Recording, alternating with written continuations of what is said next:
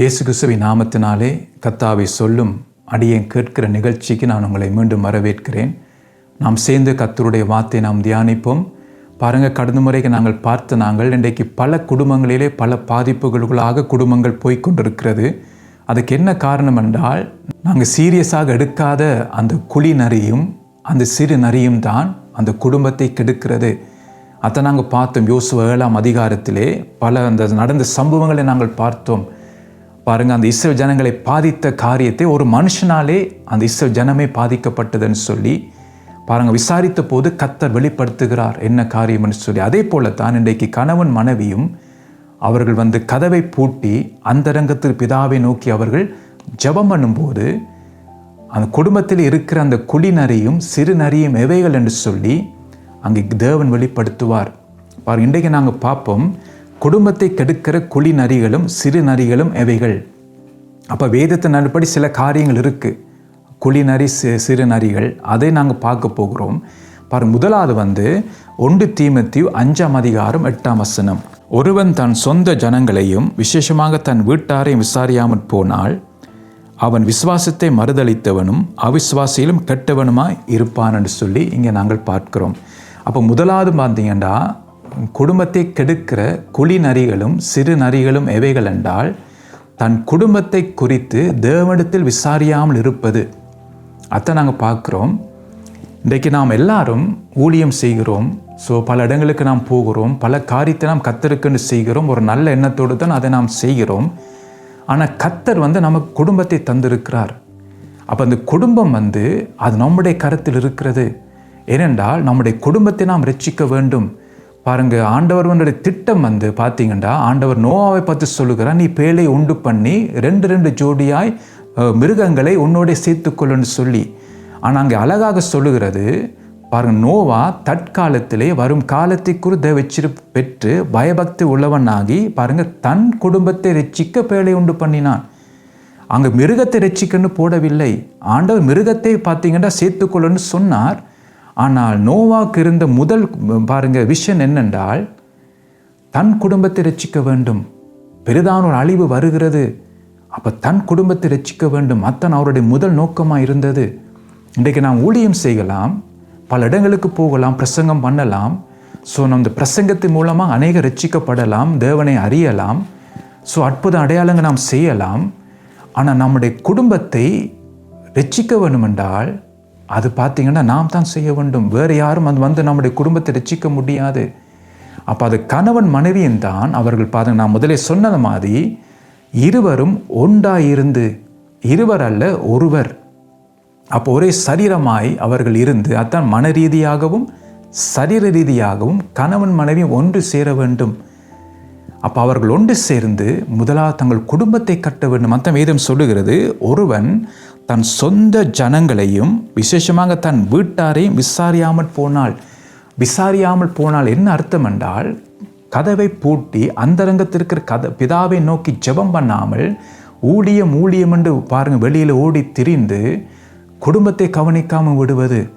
அப்போ அவங்க நல்ல எண்ணத்தோடு தான் செய்கிறார்கள், கர்த்தருக்கு ஊழியம் செய்வனும் தான் செய்கிறார்கள். ஆனால் அவர்கள் கர்த்தர் பொறுப்பாய் கொடுத்த அந்த குடும்பத்தை கவனிக்காமல் விட்டு விட்டார்கள். அதனாலே அந்த பாதுகாப்பு இல்லாமல் போய்விட்டது. அப்போ கணவன் மனைவியும் அவர்கள் ஒன்று சேர்ந்து கதவை பூட்டி தேவனை நோக்கி பார்க்கிறதுக்கு டைம் எடுக்காமல் ஊழியம் என்று ஊழியத்துக்கு திருந்து போகிறபடியினால் குடும்பம் பார்த்தீங்கன்னா பாருங்கள், அந்த குடும்பம் பாதிப்புக்குள் போகிறது. அப்போ அவங்க என்ன சொல்கிறாங்க, நான் ஊழியம் செய்கிறேன், கர்த்தர் என் குடும்பத்தை பாதுகாப்பார்ன்னு சொல்லி. அப்போ கர்த்தர் எப்படி பாதுகாப்பார்? நம் மூலமாகத்தான் பாதுகாப்பார். அந்த கணவன் மனைவி மூலமாகத்தான் கர்த்தர் வீட்டை கட்டுவார். அவரால் கட்ட முடியாது, நம்மை தான் பயன்படுத்துவார். பாருங்கள், இயேசு பாருங்கள் இந்த பூமியிலே வந்தார். அவர் தனியாக ஊழியம் செய்துட்டு போகவில்லை. சீஷரை முதல் தெரிஞ்சு கொள்ளுகிறார். என்று அவர் போன பிற்பாடு சீஷர் தான் தொடர்ந்து அவர்கள் ஊழியத்தை நடத்த வேண்டும். அப்போ அவர் தனியாக எல்லாம் தனியாக செய்துட்டு அவர் போகவில்லை. சீஷர் அவருக்கு தேவையாக இருந்தது. அப்போ அதுக்குன்னு தெரிஞ்சு, அதே மாதிரி தான் என் குடும்பத்தை நான் ரட்சிக்க வேண்டும் என்றால் நான் தான் செய்ய முடியும். அது வேறு யாரும் என் குடும்பத்தை ரட்சிக்க முடியாது. நான் தான் ரட்சிப்பு கேட்ட கிரியை செய்ய வேண்டும். ஆக ஊழியக்காரர், உங்களுக்கு நான் ஆலோசனை சொல்லுகிறேன், ஊழியம் முக்கியம்தான், அதை விட உங்களுடைய குடும்பம் முக்கியம். என்றால் கர்த்தர் உங்களை நம்பிதான் உங்களுக்கு மனைவியை தந்து பிள்ளைகளை தந்திருக்கிறார்.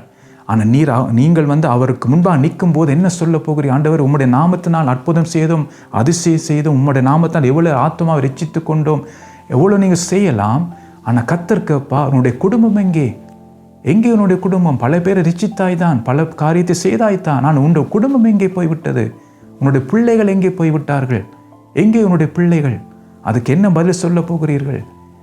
அப்போ முக்கியம் ஊழியம்தான், ஆனால் அதை விட நம்முடைய குடும்பம் முக்கியம். என்ற கர்த்தர் நம்பி தான் நம் குடும்பத்தை தந்திருக்கிறார்.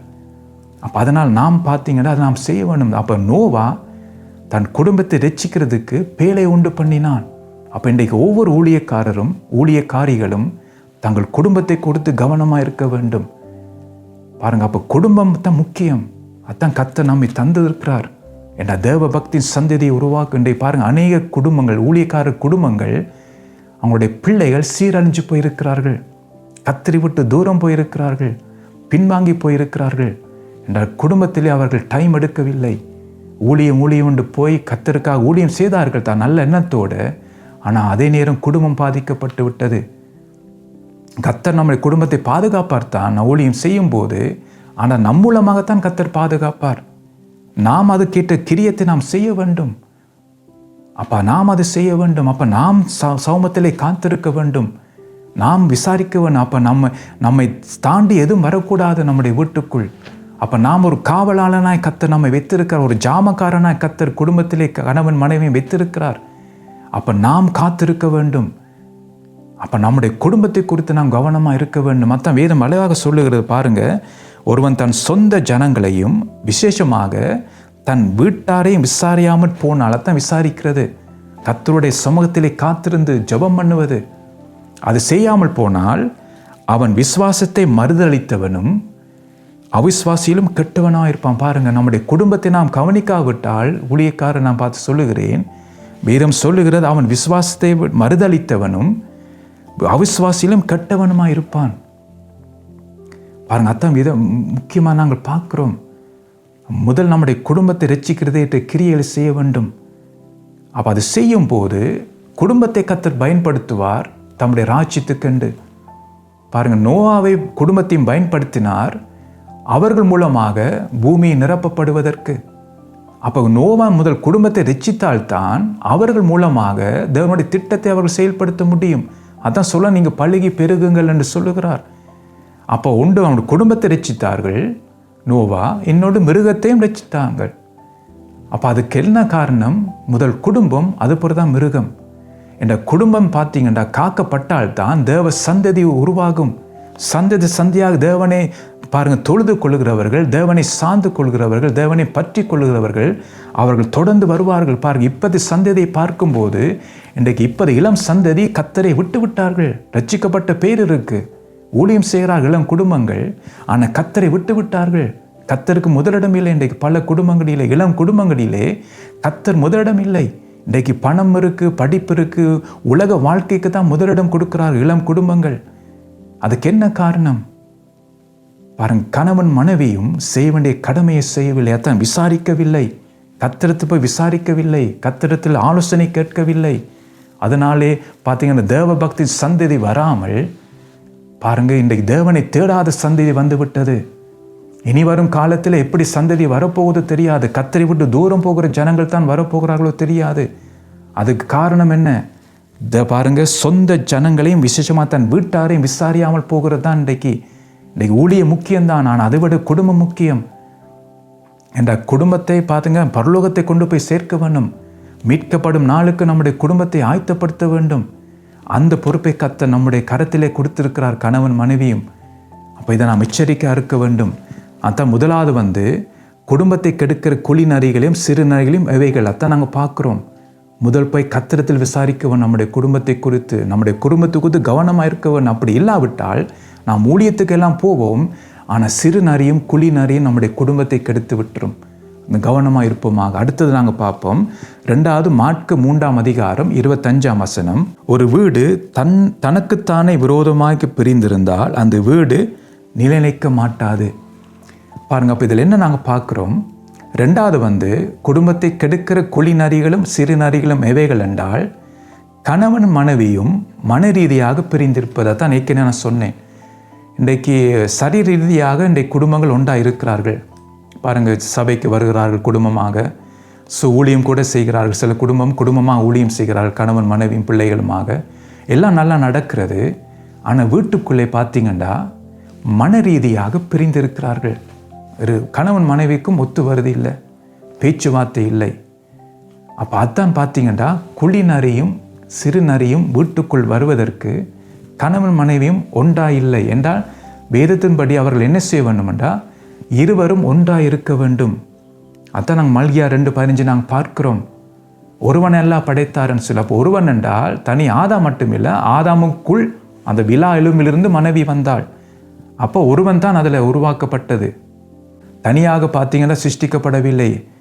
ஏவாள் ஆதாமுடைய விலா எலும்பில் எடுத்து ஆண்டவர் ஏவாளை சிருஷ்டித்தார். அப்போ உள்ளுக்குள்ள தான் ஒருவனையெல்லாம் படைத்தார். அப்போ கணவன் மனைவியும் சரீர ரீதியாக மன ரீதியாக அவர்கள் ஒன்றாக இருக்க வேண்டும். அதான் இங்கே நாங்கள் பார்க்கிறோம். ஸோ இதை தியானித்தோம். கடந்த முறைக்கு ஆழமாக நான் போகவில்லை. 3வது நாங்கள் பார்ப்போம், மத்தேயு 24:12. அக்கிரமம் மிகுதியாவதினால் அநேகருடைய அன்பு தணிந்து போகும் என்று சொல்லி இங்கே நாங்கள் பார்க்கிறோம். அப்போ 3வது குடும்பத்தை கெடுக்கிற குழி நரிகளும் சிறு நரிகளும் எவைகள் என்றால் குடும்பத்திலே அன்பு தணிந்து போகும்போது தான் இந்த குழி நரிகளும் சிறு நரிகளும் வீட்டுக்குள் நுழைகிறது. பாருங்கள், ஒரு காலத்திலே பாருங்கள் அன்பாக இருந்தவர்கள் கணவன் மனைவி அன்பாக இருந்தார்கள், அன்பாய் பேசினார்கள். பாருங்கள், ஒருவருக்கொரு மன்னித்தார்கள், ஒருவருக்கு ஒரு மரியாதை செலுத்தினார்கள். ஆனால் இப்போ பார்த்தீங்கன்னா நம்முடைய அன்பு எப்படி இருக்கிறது? கணவன் மனைவிக்குள்ள அன்பு தணிந்து போய்விட்டது. அப்போ தான் நான் கவனமாக இருக்க வேண்டும். இப்போ இந்த அன்பு எப்படி தணிந்து போகுது என்றால் பாருங்கள், முதல் காரியம் தேவ மேல் உள்ள அன்பு குடும்பத்தில் தணிந்து போகும் போது தான் கணவன் மனைவிக்குள்ள இருக்கிற அன்பு தணிந்து போகும். விளங்க தான் உங்களை சொல்லுகிறேன், திரும்ப நான் சொல்லுகிறேன். இந்த அன்பு எப்போ தணிந்து போகும் என்றால் தேவ மேல் உள்ள அன்பு குடும்பத்திலே தணிந்து போகும்போது பாருங்கள், 2வது கணவன் மனைவிக்குள்ள இருக்கும் அன்பும் தணிந்து போகும். அதுதான் அதோடைய விபரீதம். அப்போ இன்றைக்கு உங்களுடைய தேவன் மேல் இருக்கிற அன்பு எப்படி இருக்கிறது?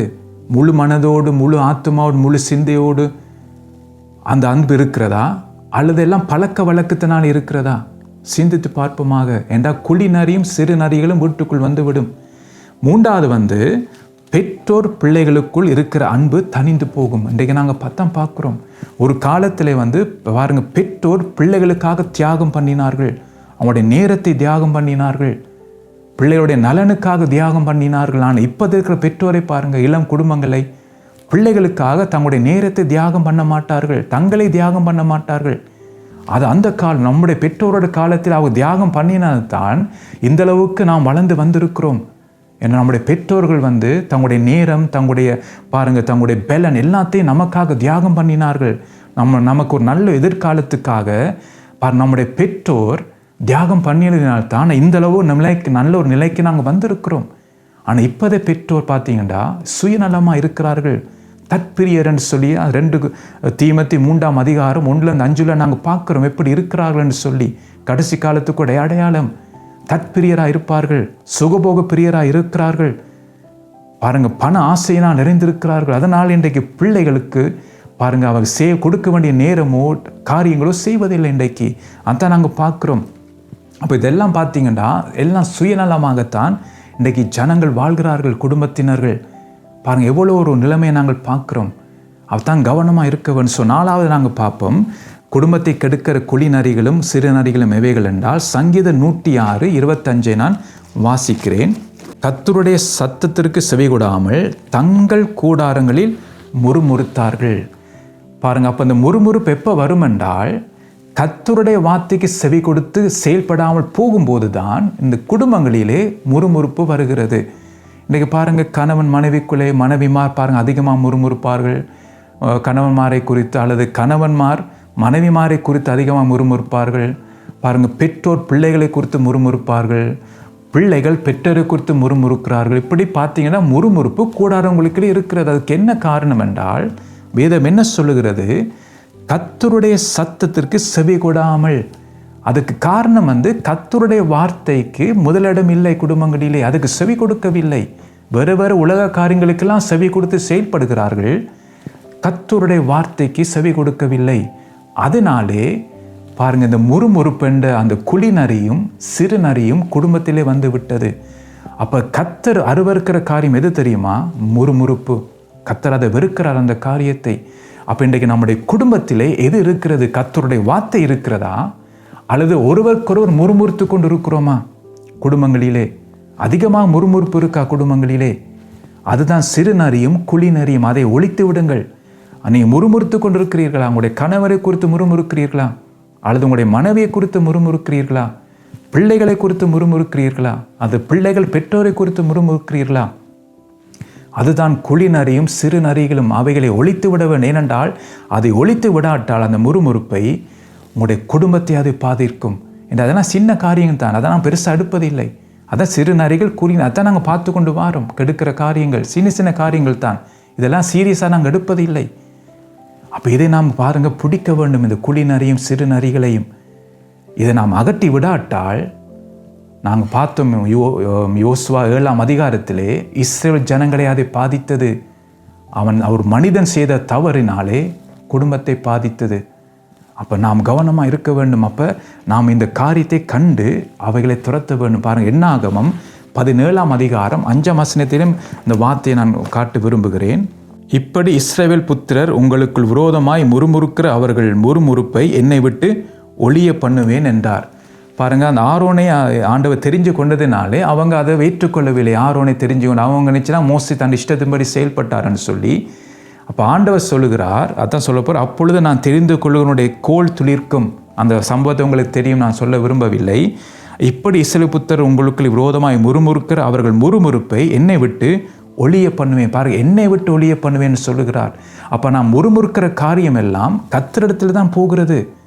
அப்போ அதை என்னை விட்டு ஒழிய பண்ணுவேன்னு சொல்லுகிறார். அப்போ கர்த்தரிடத்தை அதை பார்க்குற அந்த காரியத்தை நாம் முறுமுறுக்கிறது பெருசாக எடுப்பதில்லை. அந்த காரியத்தை நாம் பெருசாக எடுக்கிறேன்னா நாங்கள் விபச்சாரம் பண்ணுவது, கொலை செய்வது, களவு செய்வதெல்லாம் பெரிய பாவம் என்று சொல்லி நினைச்சு கொண்டிருக்கிறோம்.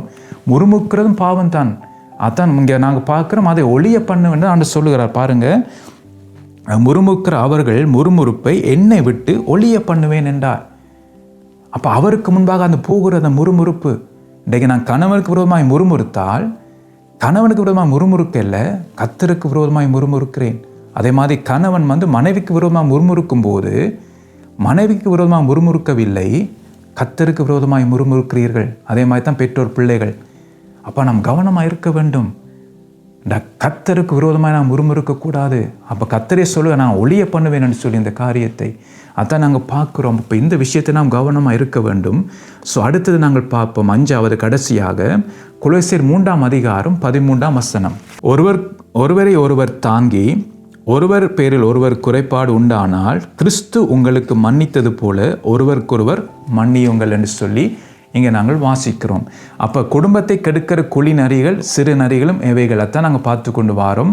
மொத்தமாக 5 காரியங்கள் இருக்கிறது. வேதத்தின் அடிப்படையில் உங்களை நான் காட்டியிருக்கிறேன். பாருங்கள், இதில் 5வது ஒருவருக்கொருவர் மன்னிக்காமல் இருக்கும்போது இந்த குழி நரியும் சிறு நரிகளும் வீட்டுக்குள் இந்த குடும்பத்துக்குள் வந்து விடுகிறது. அப்போ பாருங்கள், இப்போ இந்த கணவன் மனைவியோ பாருங்கள், நாம் எல்லாரும் பலவீனம் உள்ளவர்கள். ஸோ நமக்கு பாருங்கள் பல குறைகள் இருக்கிறது தான். ஆனால் கர்த்தர் அந்த குறையின் மத்தியிலே கர்த்தர் நம்மை பூரணமாக்கி கொண்டு வருவார். எப்படி என்றால், நாம் அறை வீட்டுக்குள் பிரவேசித்து கதவை பூட்டி அந்தரங்கத்து பிதாவை நோக்கி ஜெபம் பண்ணும் போது அந்த நேரத்திலே கர்த்தர் நம்மை திருத்தி கொண்டு வருவார், நம்மை உருவாக்கி கொண்டு வருவார், நம்மை பார்த்தீங்கன்னா ஊந்த கட்டி கொண்டு வருவார். அவருடைய வார்த்தை நம்மை புடமிடும். அப்போ நாம் மனம் திரும்பி கொண்டு வருவோம். அப்போ நம்முடைய வாழ்க்கையில் மாற்றங்கள் வந்து கொண்டு இருக்கும். அதனால தான் அப்போ நம்முடைய வாழ்க்கையிலே குறைவைகள் இருக்கும்போது நாம் என்ன செய்வோம்? வேதம் சொல்லுகிறது, ஒருவரை ஒருவர் தாங்கி. அப்போ நாம் தாங்க வேண்டும். அப்போ நமக்கு தெரியும், நாம் எல்லாரும் பலவீனம் உள்ளவர்கள் தான். ஆனால் நாம் தாங்க வேண்டும். கர்த்தர் நம்மை தாங்க இல்லையா? நாம் எத்தனை முறை நாம் விழுந்து போகிறோம். கர்த்தாவே என்னை ரட்சியும்னு சொல்லும்போது நாம் ரட்சிக்கவில்லையா? அவர் ரட்சிக்கிறார் தானே. அப்போ அந்த குணாதிசயம், அந்த சிந்தை நமக்கு இருக்க வேண்டும். அப்போ நம்முடைய மனைவியோ நம்முடைய கணவனோ அவங்க குறை செய்யும் போது, அவங்க தவறும் போது, விழும்போது நாம் தாங்க வேண்டும். சொல்லப்படுகிறது, தாங்கி ஒருவர் பேர் ஒரு குறைபாடு உண்டான குறை இருக்கிறது தான். வேதம் சொல்லுகிற குறை இருக்குது. நம்முடைய வாழ்க்கை எல்லார்ட்ட வாழ்க்கை குறை இருக்கிறது தான். ஆனால் குறை உண்டானால் கிறிஸ்து உங்களுக்குத்தான், கிறிஸ்துவை நாம் பார்க்க வேண்டும் என்ற கிறிஸ்து என்னுடைய குறையை மன்னித்தார். இப்போ இன்றைக்கு நான் தவறினேன், ஆனால் கத்தர் ஆண்டவர் நோக்கி ஜெபம் பண்ணும் போது கதறும் போது கத்தர் மன்னித்தார். அப்போ இனி ஒரு நாட்களில் தெரியாது, சில நேரம் மாமிசம் மேற்கொள்ளும் போது நாம் விழுந்து விடுவோம். திரும்ப நான் எழுந்திருப்போம், ஐயோ நான் விழுந்துட்டேன்னு சொல்லி கதறும் போது கத்தர் மன்னிக்கிறார். அப்போ கிறிஸ்து பார்த்தீங்கன்னா உங்களுக்கு மன்னித்தது போல ஒருவருக்கொருவர் மன்னியுங்கள். கிறிஸ்துவின் சாயல் இதுதான், கிறிஸ்துவின் சிந்தை இதுதான். அவர் நம்மை குற்றப்படுத்துகிறவர் அல்ல. பேதுரு பார்த்தீங்கன்னா இயேசுவை மறுதளித்தார் தான். ஆனால் வேதத்தில் வேறு எங்கே இடத்தை நீங்கள் பார்க்கும்போது பேதுருவை கத்தர் கை நீட்டி கதைக்கவில்லை. பேதுரு நீ எப்படி இருந்தும் நீ என்னை மறுதளித்து விட்டாய் என்று சொல்லி அவர் திரும்ப அந்த காரியத்தை இன்னும் எங்கேயும் சொல்லவில்லை. வேதத்தில் எங்கேயும் நாங்கள் பார்க்கவில்லை கத்தர் அதை குறித்து பேதுருவோட கதைச்சாரான்னு சொல்லி எங்கேயும் பார்க்கவில்லை. அதான் கிறிஸ்துவின் சிந்தை. அப்போ அந்த சிந்தை தான் இன்றைக்கு குடும்பத்தில் இருக்கிறவர்கள் வர வேண்டும். அப்போ இந்த சிந்தை எப்போ வரும் என்றால் பாருங்கள், கதவை பூட்டி அந்தரங்கத்திற்கு பிதாவை நோக்கி ஜெபம் பண்ணும்போது தான் கிறிஸ்துவின் சிந்தை உண்டாகும், ஆவின் சிந்தை உண்டாகும், கிறிஸ்துவின் சாயல் உண்டாகும். அப்போ கொஞ்சம் கொஞ்சமாக பார்த்தீங்கன்னா ஆதாமின் சாயல் கணவன் மனைவி விட்டு அப்படியே கலைந்து போய்விடும். அப்போ தான் இது சொல்லப்பட்டபடி ஒருவர் தாங்கி ஒருவர் ஒரு குறைபாடு உண்டானால் கிறிஸ்து உங்களுக்கு மன்னித்தது போல ஒருவருக்கொருவர் மன்னியுங்கள்னு சொல்லிங்க நாங்கள் பார்க்கிறோம். அப்போ தான் பார்த்தீங்கன்னா கத்தர் அந்த காரியத்தை செய்வார். அப்போ இது இப்படி தான் கெடுக்கிற குழி நரி, இதெல்லாம் சின்ன சின்ன காரியங்கள், நான் சொன்ன காரியங்கள்லாம் சிறிசாக நாம் எடுப்பதில்லை இந்த காரியத்தை. ஆனால் இது தான் நம்முடைய குடும்பத்தை கெடுக்கிறது. அப்போ உங்களுடைய குடும்பம் பார்த்தீங்கன்னா இப்படியான குழி நரிகளுக்கும் சிறு நரிகளுக்கு நீங்கள் இடம் கொடுத்து உங்களுடைய குடும்பம் பாருங்கள் கெடுக்கப்பட்டு இருக்கிறதா, பாதிக்கப்பட்டு இருக்கிறதா. நான் முதலே உங்களுக்கு சொன்ன மாதிரி பாருங்கள், கதவை பூட்டி அந்தரங்கத்துக்கு பிதாவை நோக்கி ஜெபம் பண்ணுங்க. கணவன் மனைவியுமாக கத்தர் வெளியரங்கமாக பலனடிப்பார்.